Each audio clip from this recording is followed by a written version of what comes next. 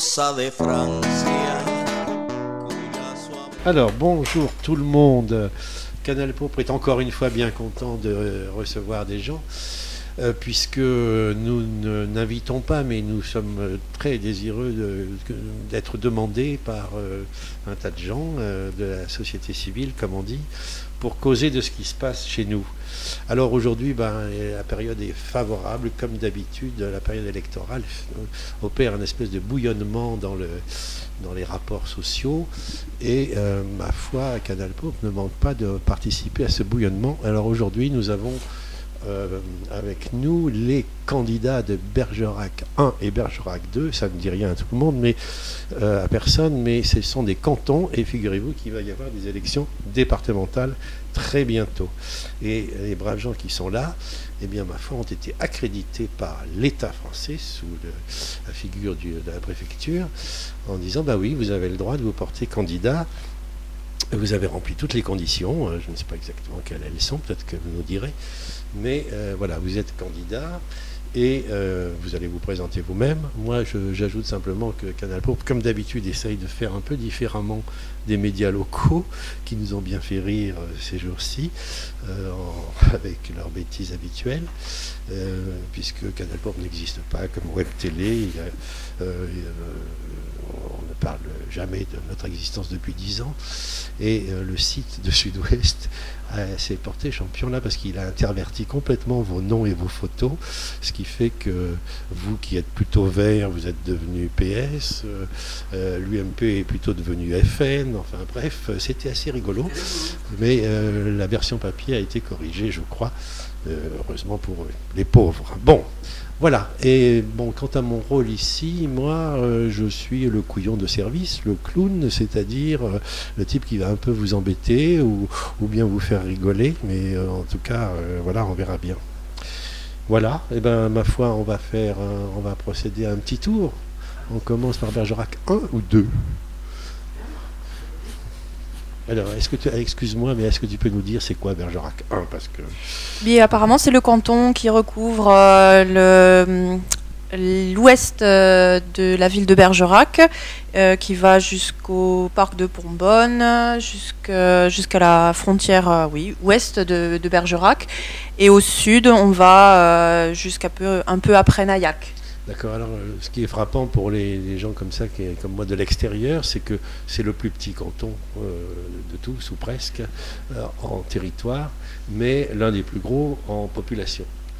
Ce qui est déjà peut-être un problème pour vous, je ne sais pas, c'est un truc, il y a beaucoup de gens sur un petit territoire. On est effectivement sur un canton urbain. C'est ça. Voilà. C'est vrai que là, on est sur le cœur de ville de Bergerac, le centre-ville de Bergerac, les quartiers des Vors, du Pont-Roux, les quartiers résidentiels, oui, effectivement. Très bien. Alors, Hélène, puisque tu t'appelles Hélène, comment tu te présentes ? Eh bien, moi, je m'appelle Hélène Lehmann, je suis originaire d'Alsace, je suis à Bergerac depuis maintenant presque 6 ans. Suite à une mutation professionnelle, j'ai suivi mon conjoint. Et puis, tout le monde sait ça sur Canal Pourpre, parce que tu es déjà passé. J'ai filmé votre précédente réunion de tous les gens comme vous sur tous les cantons. Et donc, je crois que tu avais déjà dit ça. Mais enfin, tu as raison, il faut enfoncer le clou. Voilà, j'ai 34 ans aussi. C'est la deuxième fois que je me présente à une élection. La première fois, c'était pour les municipales, aussi avec un ticket écologiste front de gauche. Et ça m'avait beaucoup plu à l'époque. Moi, ce qui m'avait beaucoup plu, c'était l'ouverture d'esprit, la rencontre, pouvoir échanger avec des gens vraiment passionnants. Et quand Lionel m'a sollicité là pour participer Lionel, à nouveau... c'est lui. Monsieur Lionel Frel. Voilà, j'ai dit oui parce qu'effectivement, moi, c'est une démarche qui m'intéresse et j'apprécie de pouvoir rencontrer mes concitoyens à cette occasion-là et de pouvoir discuter un petit peu avec eux des thèmes de la politique, moi, qui m'intéressent beaucoup. Très bien. Alors ça, c'était Bergerac 1. Toi aussi, tu veux te présenter, Philippe? Très rapidement. Hein. Je te connais.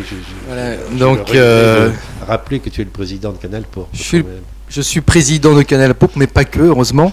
Nos identités sont très multiples et fluctuantes. Donc, je suis candidat, effectivement, sur la liste qui s'appelle Alternative citoyenne, écologique et solidaire. ça aussi, les médias locaux ont du mal à... Enfin, ils étiquettent, bon voilà, bref. Et donc, je suis venu sur cette liste parce que Lionel m'a également sollicité. Engagement associatif depuis, d'abord syndical, associatif, et puis dans la vie politique bergeracoise, malheureux pour aux dernières municipales, candidat hors parti, sans étiquette. Alors c'est vrai que ça peut paraître étonnant de se malheureux, retrouver... mais tu t'es même pas présenté puisque tu n'as pas pu trouver... Tout malheureux. Non mais c'était une expérience très enrichissante d'abord d'aller à la rencontre des personnes, des habitants, des citoyens, discuter. Et puis donc quand Lionel m'a sollicité, j'ai un peu hésité. Et puis comme le disait Hélène, d'abord ce sont des gens qui sont très ouverts sur la liste. Il y a beaucoup de candidats, de personnes candidats ou suppléants qui ne sont pas encartés. Et puis si je me suis engagé, c'est parce qu'aujourd'hui il y a une grosse panne démocratique, même plus que ça. Je ne sais pas comment on peut qualifier ça. On parlera de l'abstention sans doute, et que soit on ne fait rien, soit on subit, soit on essaye de faire quelque chose à l'intérieur des différentes élections, qui ne sont pas le seul mode d'existence politique, heureusement, mais elles sont encore présentes. D'accord, on va revenir à ces questions de fond, et on va continuer les présentations. Et juste pour Bergerac 1, c'est vrai que moi, la limite des cantons me paraît compliquée. D'abord, on en parlera peut-être, mais on ne sait toujours pas ce que les futurs représentants du conseil départemental auront comme compétences, ce qui est quand même assez étrange pour des élections.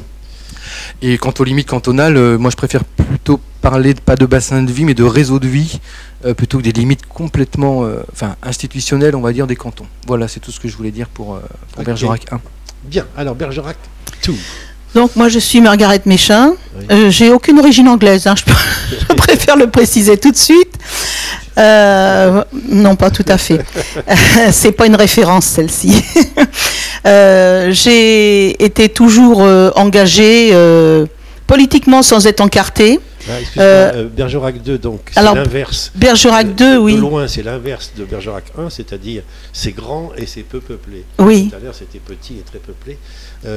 Donc, comme elle a dit urbain, tu retiens rural pour Bergerac 2 ou... Oui, enfin, on a malgré tout une partie de Bergerac sur la Madeleine. Ouais. Le canton de Bergerac 2 s'est agrandi, mais c'est celui où il y a 3 ans, j'étais suppléante sur une liste du Front de gauche et j'étais derrière quelqu'un qui était de la société civile. D'accord. Et donc c'est pour ça que j'ai préféré repartir sur ce canton-là, parce qu'on avait beaucoup battu la campagne à l'époque. Et donc je connaissais mieux ce canton et j'ai voulu rester dessus, bien qu'habitant Bergerac 1. D'accord. Tu ne retiens pas le terme de rural, oui, il y a tout l'est de la ville, et on remonte même au nord de Bergerac. C'est-à-dire qu'on encercle Bergerac par l'est. D'accord. Donc c'est vrai que ça s'est beaucoup étendu maintenant encore en plus, puisque il y a moitié moins de cantons. C'est ce qui pose un peu problème, d'autant que la campagne est courte. Mais bon, ce qui fait aussi que j'ai accepté de repartir comme candidate avec Lionel, c'est que nous étions sur la même liste au municipal. J'étais en 2e position, juste derrière lui. J'ai beaucoup aimé la campagne que nous avons faite. C'est vrai que c'est très ouvert, on s'est beaucoup ouvert à la société civile, même si pour l'instant on ne sait pas quelles seront les possibilités du département. Nous avons beaucoup d'idées, donc on espère que le département gardera quand même un large panel d'actions possibles.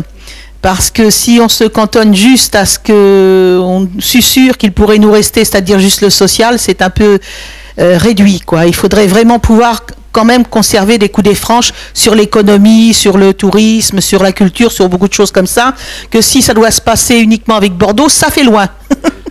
Voilà. Bon. Très bien. Je passe le micro à Lionel.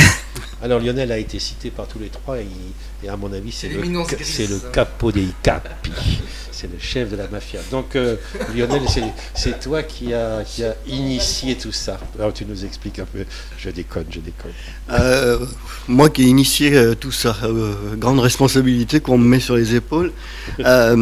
Non, c'est vraiment une démarche d'ensemble, c'est-à-dire que on a sollicité les gens avec qui on avait déjà travaillé par exemple lors de la campagne des municipales, parce qu'on a vu qu'à cette occasion-là, on avait pu travailler ensemble, et c'était naturel d'aller vers cela.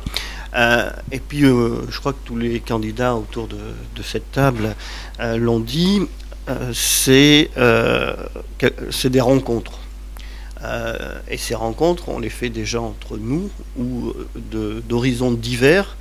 On arrive à travailler ensemble, à bâtir un programme ensemble, en partant de pas grand-chose et en travaillant en commun, en amenant, certes des propositions de parti, mais aussi en allant chercher la créativité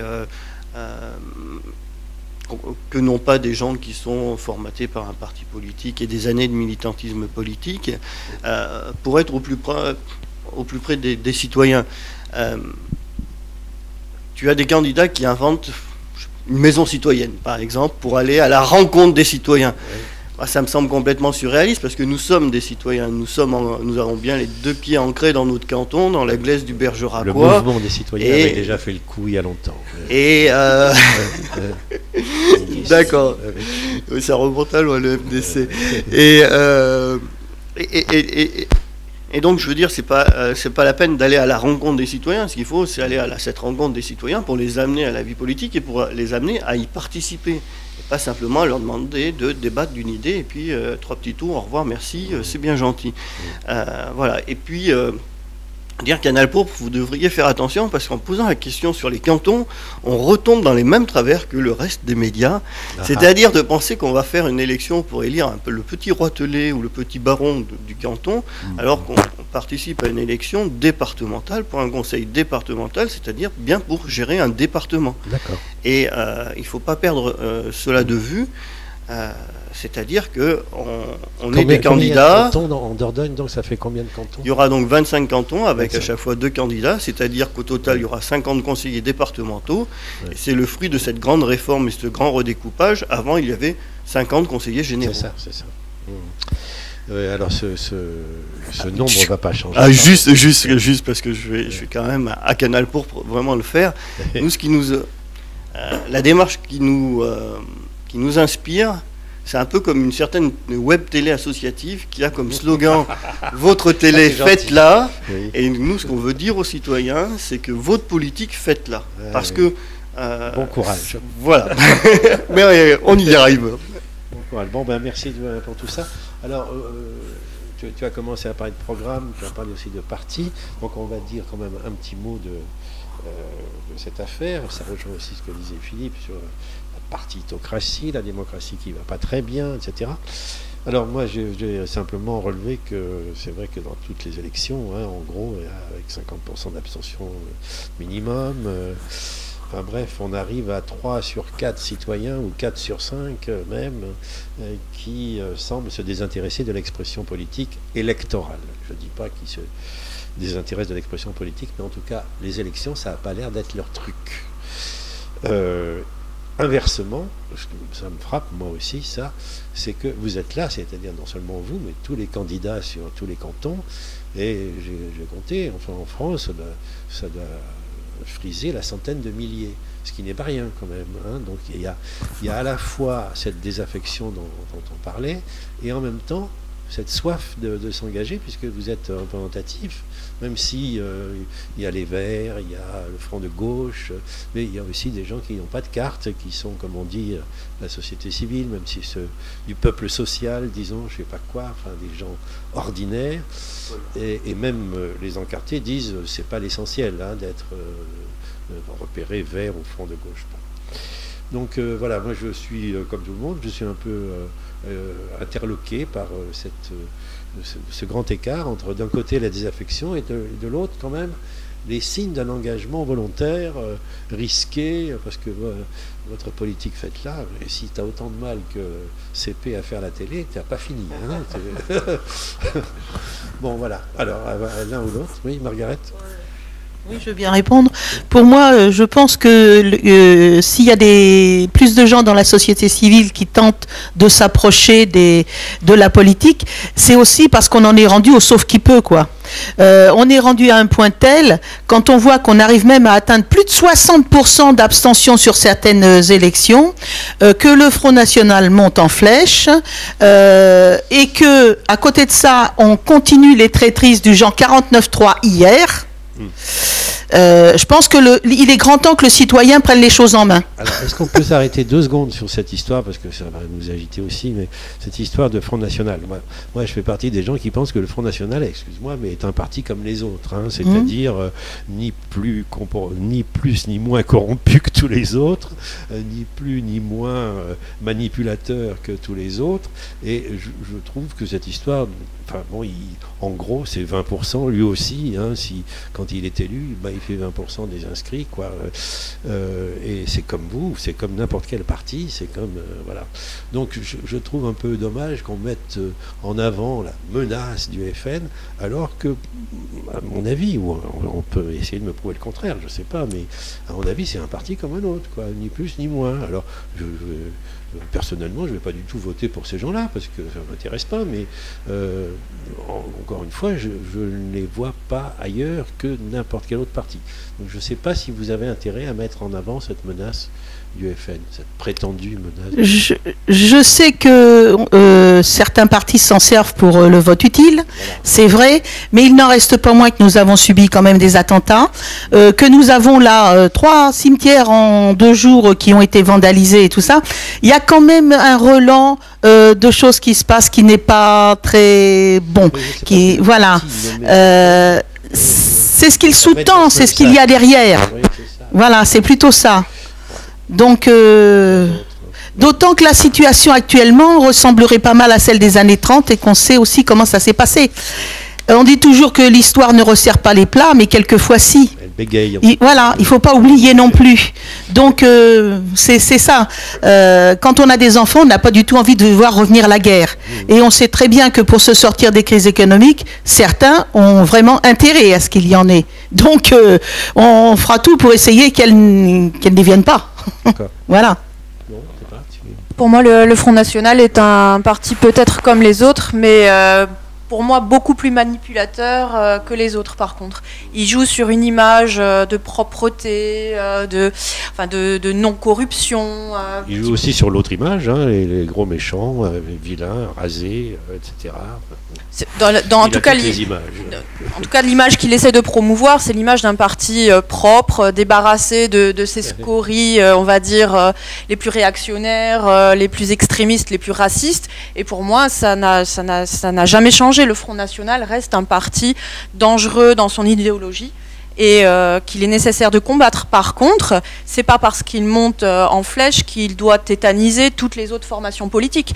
Et c'est pas parce que le Front National se présente qu'il faut laisser la place uniquement au PS et à l'UMP. Au contraire, je pense que c'est important de faire entendre de la diversité, d'expliquer aux électeurs ou de les approcher en leur présentant nos propres valeurs et en leur montrant en quoi elles peuvent être plus optimistes, plus ouvertes, finalement plus citoyennes que les valeurs prônées par le Front National qui, à mon avis, en disant, par exemple, sur les affiches, la France est unie, pour moi, c'est le premier des mensonges, quoi, parce que c'est uni, mais seulement avec tel type de personnes, on va exclure...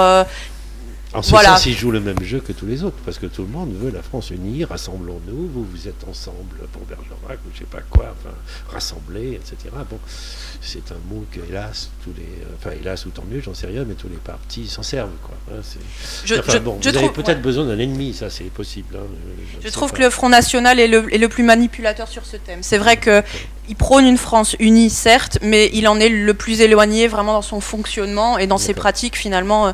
Une fois qu'il est élu, on voit un petit peu ce qui fait de la démocratie. Et là, c'est effrayant, par contre. En tout cas, Canal Pop va essayer de faire un débat avec plusieurs des candidats divers, comme ça, j'espère que ceux du Front National viendront pour discuter de ça aussi. Oui, parce que cette image c'est un des slogans d'ailleurs de Jean-Marie Le Pen il y a quelques années, tête haute, main propre. Quand ils sont élus, on voit ce que ça a donné sur municipales 95, je crois, ou 2001. Il y a eu un certain nombre, notamment à Orange, de maires à Vitrolles, de maires FN qui ont été élus. On a vu dans quel désastre ça s'est terminé. C'est-à-dire que la plupart ont terminé la plupart ça s'est terminé dans les prétoires. Et quand on voit la proportion que ça représentait, c'était quelque chose d'assez important. Donc des casseroles judiciaires énormes ou des faillites, des quasi-faillites mémorables des collectivités qu'il dirigeait. Mais on revoit aussi cela d'ores et déjà. On voit qu'il y a une sorte de police de la pensée qui est mise en place. Prenons par exemple Béziers, simplement, avec cette fameuse affiche qui vient de faire l'actualité, où le maire FN présente le pistolet de la police municipale comme le meilleur ami ou le nouvel ami de la police. Est-ce que c'est vraiment ça la société qu'on veut? Est-ce que c'est pas faire en sorte que le citoyen soit l'ami de la police qui serait déjà peut-être plutôt logique de travailler? Est-ce qu'on sait que les conférences qui sont maintenant organisées par la médiathèque de cette ville sont uniquement accueillent uniquement des auteurs qui sont connus pour leur position extrémiste, voire révisionniste, c'est peut-être un grand mot, mais qui prônent une certaine idée de la France, par exemple, sur la beauté de la colonisation ou des choses comme ça. D'accord. Est-ce qu'on sait que dans d'autres collectivités locales, là aussi, eh bien, on supprime l'abonnement à tel ou tel journal parce qu'il est connoté trop à gauche et qu'il ne faut pas que cette pluralité d'expression puisse s'exprimer. C'est quand même quelque chose de... D'accord. Non, mais on a compris. On est dans l'atteinte aussi au système de la démocratie et ça se voit petit à petit, par petites touches. C'est pas la peste brune qui étend brusquement, qui s'étend sur une ville d'un coup. C'est quelque chose qui se met en place petit à petit. Et si les citoyens ne sont pas là pour s'emparer de la chose publique et dire non, c'est pas cette société qu'on veut, eh bien, on passe à côté de quelque chose. Je ne suis pas sûr que d'autres municipalités, PS ou UMP, ne soient pas susceptibles aussi de ce genre d'accusation à telle ou telle occasion. Mais bon, ok, on a compris. Je voudrais juste compléter et ajouter le nettoyage des bibliothèques. Ça, c'est quelque chose qui est effectivement spécifique au Front National. Mais je partage ce que tu dis quand tu dis que c'est un parti comme un autre. Ils ont leurs corrompus qui ont été traînés en justice. C'est un parti népotiste. Quand même le dire, hein, c'est une dynastie Le Pen. Donc ce qui est assez intéressant, c'est que derrière l'image qu'Hélène montrait, on a exactement les mêmes ressorts de tous les partis politiques actuels en termes de participation politique. On voit que le Front National, en fait, est montré, alors c'est vrai, les partis s'en servent, hein, l'unité nationale face au Front National, mais le Front National est un parti comme les autres dans le fonctionnement et dans le jeu démocratique actuel des élections, mais on retrouve les mêmes torts et les mêmes travers que d'autres partis politiques. Mais je voudrais revenir à ta question sur le paradoxe que tu signalais entre le fait qu'il y a une désaffection et qu'il y a beaucoup de candidats. Alors si déjà on regardait un petit peu la qualité, la nature des candidats en termes de cumulard, je pense que ça serait intéressant de voir s'il y a un véritable engouement pour la démocratie. Moi, je pense qu'un des enjeux fondamentaux, c'est bien l'abstention, c'est pas seulement le Front National. Bon. Et cette abstention, comment est-ce qu'on peut arriver à ce que les citoyens, les habitants d'un territoire, et peut-être plus que les citoyens à proprement parler, on pourra en reparler de la diversité, puissent s'exprimer, dire ce qu'ils souhaitent, ce qu'ils désirent, et comment ils peuvent participer à la vie politique. Ça, c'est quelque chose d'important. Et donc c'est pas parce qu'il y a pléthore de candidats qu'on va vivre un sursaut démocratique. Je pense que la démocratie elle est fatiguée aujourd'hui, il y a une fatigue démocratique, et que le fait de se présenter dans ces listes-là avec des candidats qui ne cumulent pas les mandats. Fatiguée, ou bien elle n'est pas encore utilisée, quoi. Oui, elle est mal utilisée. Elle est très vieille ou bien elle est très jeune. Elle est captée, je pense qu'il y a une captation de certains partis dominants qui nous resservent les mêmes soupes, qui vont à nouveau bâtir des promesses. On peut prendre une liste X ou Y à Bergerac. Quand on voit la captation d'idées écologiques, sociales et solidaires, alors qu'ils sont au pouvoir de certains depuis un moment et qui n'ont absolument rien fait. Bon voilà, moi j'aurais pas envie de voter quand je vois ça, j'ai pas envie de voter. Donc pour moi le problème il est plus dans comment est-ce qu'on peut arriver à une nouvelle vigueur démocratique. Alors, je pense. Tu me tends la perche, attends, parce qu'on va passer justement à ce deuxième sujet et sur lequel chacun d'entre vous pourriez dire un petit mot, mais la question est difficile. Donc bon, vous cherchez non pas à prendre le pouvoir, mais à être élu pour exercer le pouvoir comme vous êtes. Bon, exercer le pouvoir, ça veut dire deux choses au moins. On peut exercer le pouvoir sur, ou bien on peut exercer le pouvoir sur les autres, sur tout le monde, la domination, enfin, ou bien on peut essayer d'exercer le pouvoir de faire ceci ou cela, si possible évidemment avec, pas seulement, mais avec les citoyens, etc. Alors ma question est toute bête, c'est évidemment vous êtes plutôt sur le pouvoir de plutôt que pour le pouvoir sur. Je suppose que vous n'êtes pas des dominateurs, mais que vous êtes plutôt des émancipateurs et que vous voulez comme ça, et vous avez raison. La question est comment on fait pour s'émanciper soi-même, s'éclairer les uns les autres, agir ensemble, ce dont tout le monde se réclame, mais bon, est-ce que vous auriez des trucs, des machins à nous dire là-dessus? Voilà. Très rapidement, et après je laisserai la parole à mes camarades. Il n'y a pas de recette miracle, par contre, ne serait-ce que faire confiance aux citoyens, rendre des comptes aux citoyens. Je vais prendre l'exemple de la députée actuelle, du Bergeracois, qui, à mon sens, a fait un travail assez remarquable, même s'il y a des choses qu'on pourrait critiquer, mais en termes de restitution de ce qu'elle fait à l'Assemblée, de prise bien Canal pour parler. Voilà, mais même de prise en compte de ce qui. Voilà, je suis stupéfait que sous la mandature Rousseau, ou même la mandature actuelle de Daniel Garrigue, qui se met à l'écoute des citoyens, moi j'en ai assez de ces conseils ou comités de quartier, ces faux semblants démocratiques.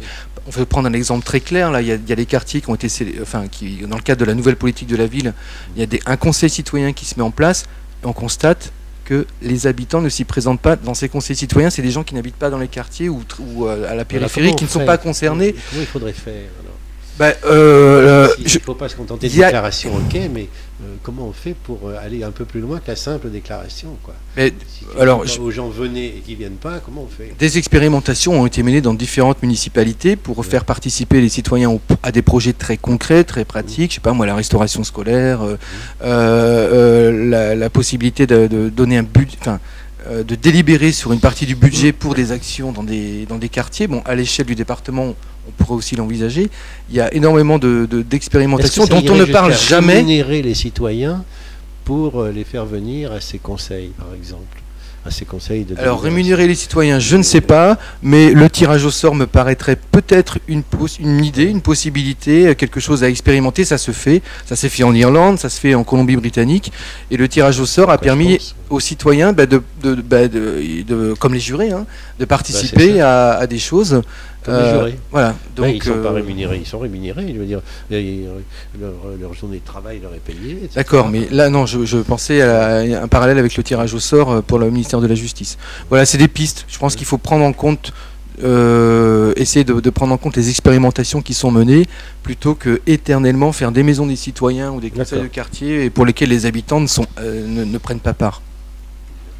Peut-être aussi proposer des rendez-vous démocratiques hors élection, en fait. Peut-être que j'ai l'impression que les citoyens, on leur demande leur avis une fois tous les 6 ans, une fois tous les 5 ans, et entre les deux, la politique se fait sans eux. J'ai une amie qui habite en Suisse depuis quelques temps, et ils font des référendums locaux très, très souvent. Donc ça peut être aussi quelque chose d'intéressant, demander l'avis de la population sur des dossiers importants qui concernent tout le monde. Les fameuses votations suisses. Voilà. Je rappelle que vous êtes élu, parce que vous allez bien sûr être élu, pour 6 ans. Effectivement, tu as raison, c'est souvent tous les 6 ans comme ça. Bon, d'autres idées? Donc, référendums locaux, faire venir les citoyens au conseil sérieusement et pas simplement pour le fun. D'autres trucs? Oui, c'est déjà des pistes qui ont été tracées, notamment se rendre compte déjà, qui est la moindre des choses, c'est-à-dire des bilans réguliers auprès des citoyens de l'action des élus.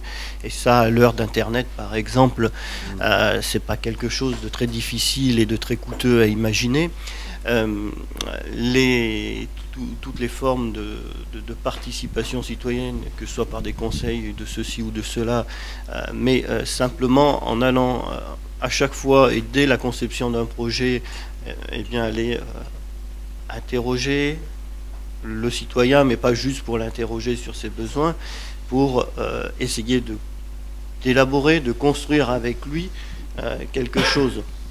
Parce que si on fait de la politique, c'est bien quand même quelque part pour répondre aux besoins de notre société, de notre collectivité et de chacun d'entre nous. Donc si on part du besoin des personnes, on est peut-être déjà pas mal par rapport à ça.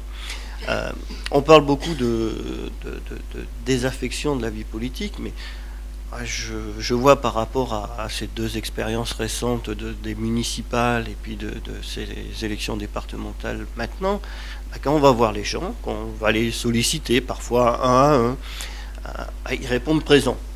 Ils répondent présent, ils sont là. Ça veut dire que vous faites du porte-à-porte. Ça veut pas. On va en faire pendant la campagne. Mais ça fait partie. Mais quand on va voir, moi je suis quand même assez étonné du nombre de personnes qui répondent présent lorsqu'on les sollicite pour participer, par exemple, à quelque chose de risqué, puisqu'on se met en avant, qui est de porter des idées pendant une élection. Et encarté, pas encarté, eh bien, il y a un certain nombre de personnes courageuses qui font ce pas et qui sont prêts à participer. Donc, quelque part, en allant à cette rencontre, on arrive à faire participer les personnes. Et il y a... dans le monde du football, on dit souvent, lorsqu'il y a un match de foot, qu'il y a 66 millions de sélectionneurs ou d'entraîneurs de l'équipe de France pour bâtir l'équipe idéale. Moi, je rêve quand même qu'à un moment, qu'on ait 66 millions de personnes résidant en France qui s'emparent de la chose politique et qui, ensemble, bâtissent le meilleur programme possible. L'électoral en France, c'est plutôt 40 millions. Enfin, c'est 40 millions, mais tu touches à un point particulier. Par exemple, aux élections municipales, les candidats étrangers de l'Union, mais issus d'un pays de l'Union européenne, peuvent être candidats. Aux élections départementales, ce n'est pas possible. Quand on voit un département comme la Dordogne, avec, par exemple, l'importante immigration de pays de l'Union européenne comme la Grande-Bretagne, mais comme l'Allemagne aussi, et donc de citoyens britanniques ou allemands qui sont présents en France depuis de nombreuses années, qui ne pourront pas participer à cette élection, ni comme candidats, ni comme électeurs, ou de personnes issues de l'immigration des pays du Maghreb, qui sont depuis très très très longtemps en France, et qui sont là, qui payent des impôts, qui travaillent, qui participent à la richesse du pays. Quelle est leur place?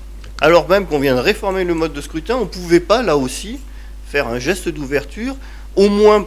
parce qu'il n'y a pas besoin d'un changement constitutionnel par rapport à ça, au moins par rapport aux candidats de l'Union européenne, de membres, de personnes issues de l'Union européenne, les au moins par rapport à ça. Au Parlement. Et par exemple, ce qui pourrait être fait, ça serait alors un conseil de résidents étrangers, par exemple, pour qu'au moins il y ait un lieu, symboliquement un lieu où les personnes puissent venir déposer au niveau de ce département, eh bien, quelles sont les aspirations de personnes qui vivent à nos côtés, qui vivent avec nous, sans attendre et qui la participent. Loi, vous pourriez faire ça. Sans attendre la loi, rien n'empêche de le faire. D'autant qu'ils sont invisibles. C'est quand même incroyable. Ils sont totalement invisibles d'un point de vue institutionnel. Ok, d'accord. Du fait de l'organisation actuelle. Ok. Margaret, tu avais d'autres suggestions? Oui, moi je pense que plutôt que de rémunérer les citoyens, il faudrait déjà de temps en temps les entendre. Et puis, quand... Je veux dire... c'est une journée de travail souvent, parce que si on veut délibérer un peu sérieusement, il faut quand même un peu de temps. Donc il faut bien compenser le fait que les gens travaillent un jour pour le bien public, mais peut-être pas à perte quand même, parce que c'est beaucoup leur demander, quoi. Oui, mais je pense que quand même, il y a beaucoup de gens qui sont prêts gratuitement à venir débattre, proposer des idées et tout, pour peu que de temps en temps on les entende et que leurs idées soient de temps en temps retenues.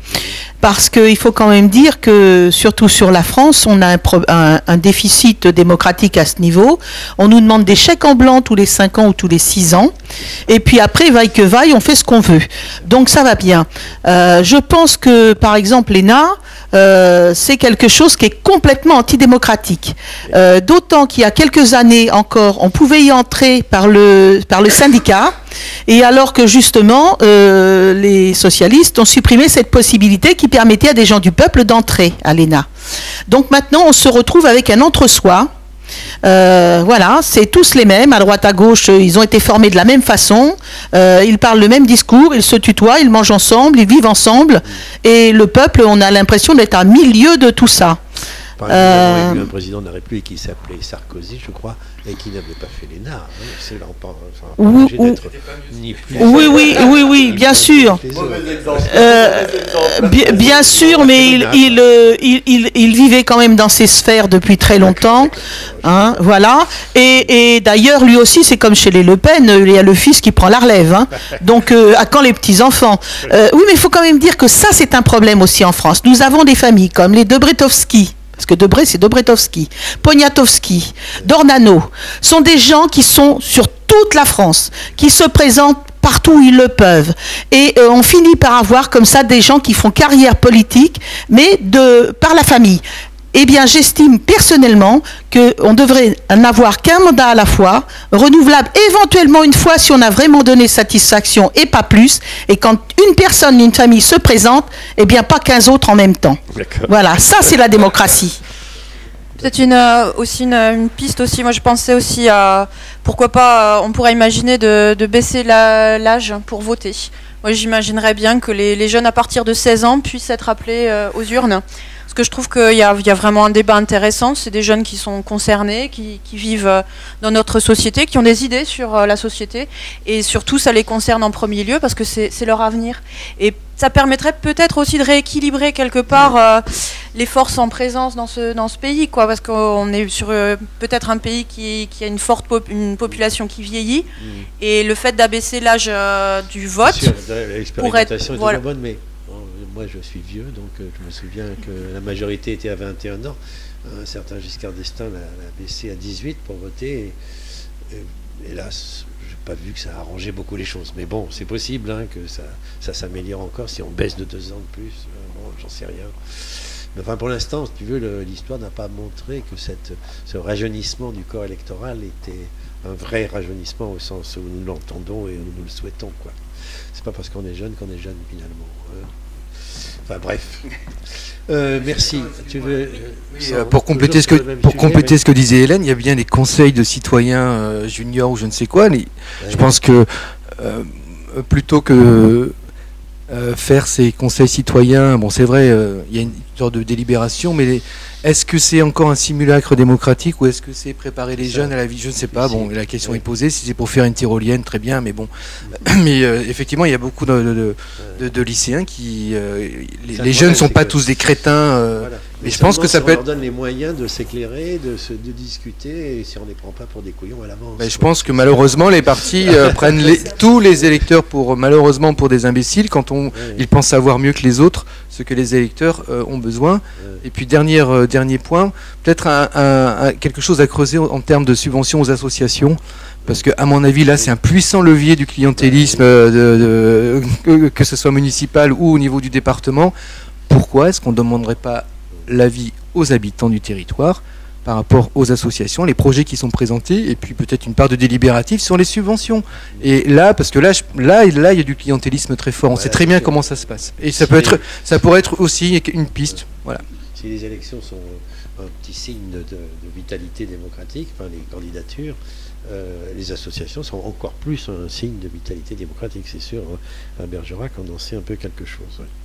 Bien, on peut peut-être passer à un dernier sujet pour ne pas embêter trop le monde. C'était celui de la parité. On s'est demandé avant de commencer si c'était important, mais il se trouve quand même que c'est les premières élections officiellement organisées sur ce thème de la parité, 50-50. C'est pour ça qu'il y a ici 2 nanas et 2 mecs, si tout le monde sait ce que c'est qu'un mec et une nana, mais enfin bon, passons. Voilà, moi je fais partie des gens un peu sceptiques non pas que je sois contre du tout, mais je me demande si la parité n'est pas encore une espèce d'épouvantail, un masque comme ça qu'on met en avant, et histoire de faire passer la pilule qui, elle, ne changera pas, c'est-à-dire voilà, cette démocratie un peu masquée. Alors, ceci dit, je me félicite comme tout le monde de cette parité, tant mieux. Voilà, mais j'aimerais bien avoir votre point de vue d'expert, bien entendu, puisque vous être... Point de vue d'expert. C'est pas un problème, la parité. Le problème, la problématique de départ, c'est une moindre participation à la vie citoyenne, électorale des femmes en France, parce que nous, hommes, on leur laisse moins de place, tout simplement. On leur laisse moins de place. Et on en arrive, du coup, à une sorte de politique des quotas, parce que c'est celle-ci. Et politique des quotas, moi, c'est pas quelque chose que j'ai envie de partager, parce qu'on peut avoir une politique de quotas pour les hommes, pour les femmes, pour la diversité, pour beaucoup de choses. Mais pourquoi on est dans cette politique des quotas? Parce qu'il n'y a pas une habitude de la classe politique traditionnelle de faire de la place. Moi, je suis très fier d'appartenir à un parti politique qui a la parité depuis l'origine, depuis 1984, qui a la parité obligatoire dans ses statuts. Et chaque fois qu'on présente des candidats, eh bien, c'est une parité obligatoire. Vous avez précédé la loi. Nous, ça fait longtemps qu'on précède la loi, tant sur la parité que sur la règle de non-cumul, des non-cumuls. On est un petit peu des Khmers verts, voilà, ça t'évitera de le dire. Donc je suis pas assez fier, je suis très fier de cela, mais je suis aussi très fier d'être dans un parti qui organise par exemple des formations spécifiques à destination de nos militantes pour par exemple former sur des techniques, je ne sais pas quoi, de prise de la parole, par exemple, parce qu'on sait que c'est pas évident, cela, qui s'adresse d'abord à nos militantes, parce que on sait que il y a un énorme retard à combler en France par rapport à cela. Et il y a un petit truc quand même symptomatique, lu dans le Démocrate de Bergerac il y a quelque temps, qui faisait le bilan des longs règnes de M. Bourgeois et de M. Chagnot, et qui était interrogé, ces deux vieux conseillers généraux, ces vieux parce qu'ils sont là depuis longtemps, hein, c'est pas une question d'âge, ces anciens, qui sont interrogés sur cette question, et sans trahir à peu près leur pensée, mais de mémoire, il y en a un des deux qui dit c'est chouette, il va y avoir des femmes au Conseil général et elles ont 6 ans pour apprendre avant qu'on leur laisse des responsabilités. Peut-être qu'on pourrait aussi leur en laisser dès maintenant, quoi, parce qu'il me semble qu'elles sont aussi citoyennes au même titre que mec.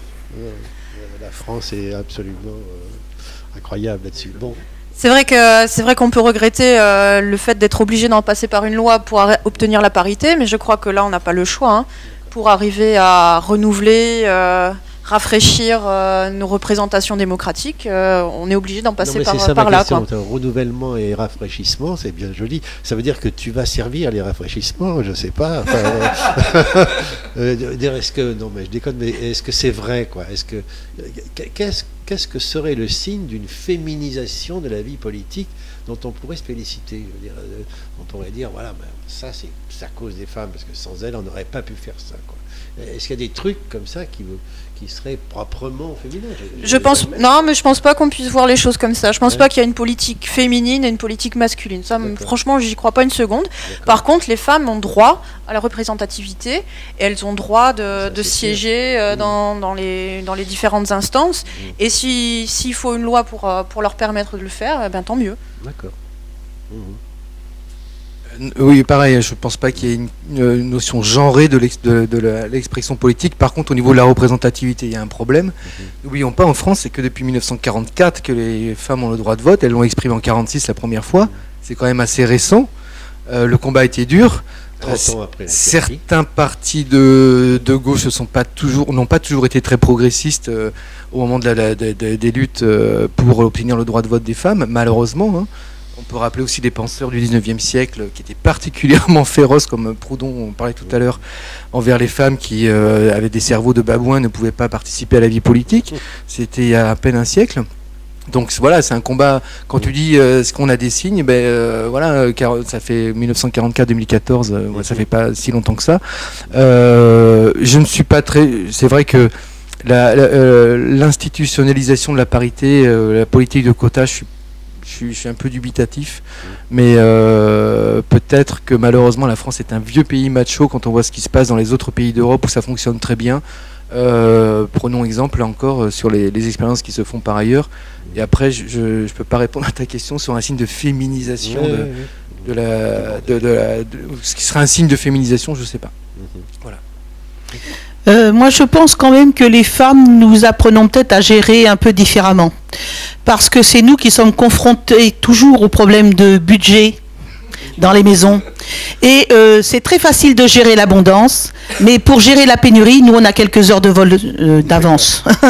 Donc, voilà. Et puis, quand on voit la couleur dominante à l'Assemblée nationale, l'homme blanc de plus de 50 ans est largement représenté, les femmes le sont de moins en moins, même moins que sous Sarkozy. Voilà. Oui, en plus. Il n'y a pas d'ouvriers non plus, il n'y a pas de petits employés, on ne retrouve que les médecins, les avocats, les professeurs éventuellement, et encore. Donc, non, mais à l'Assemblée, je parle de l'Assemblée nationale. Donc, voilà. Donc, nous, c'est pareil au parti de gauche, la parité est instituée dès le départ, parce que nous sommes aussi un parti écologiste. L'écologie compte pour beaucoup et l'humain aussi. Nous avons d'ailleurs comme formule l'humain d'abord. Et je pense que là, peut-être que les femmes peuvent avoir une application un peu différente de certaines problématiques.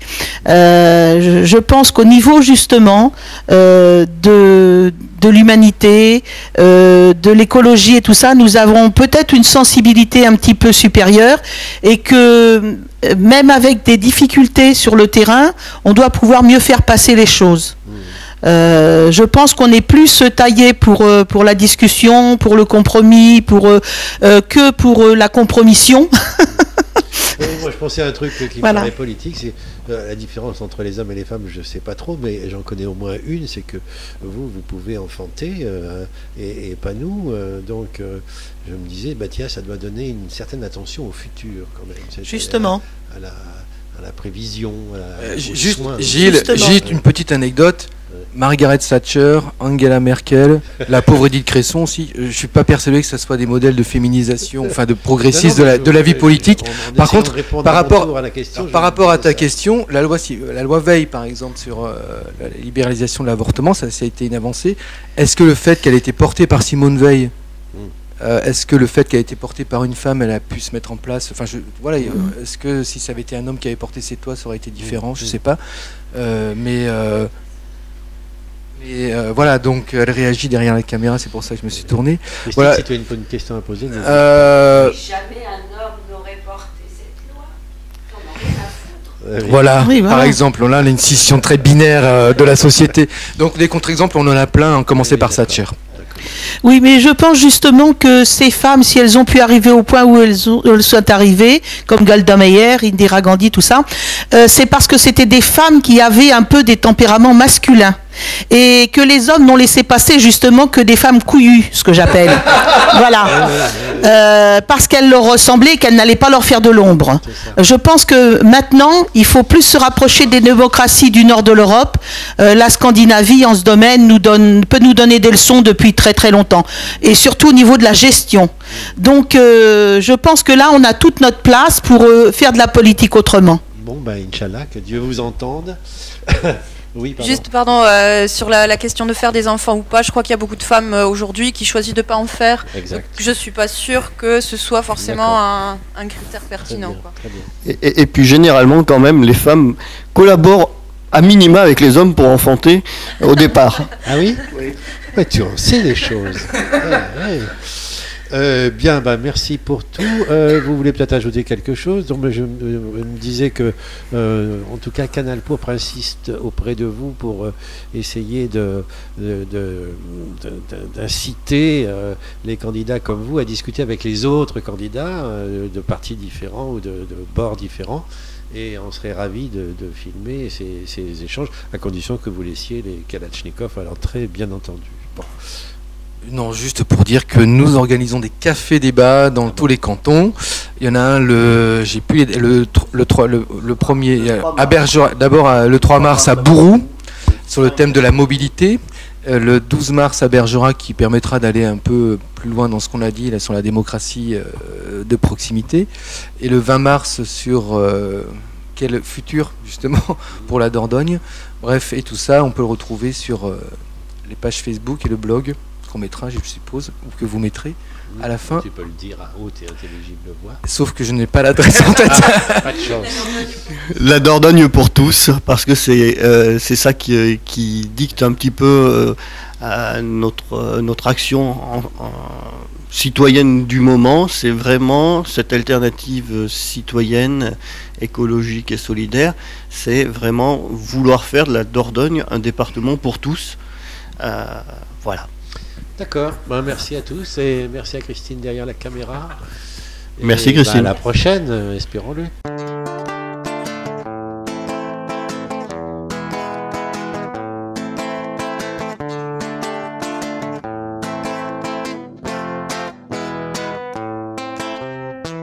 Una rosa de Francia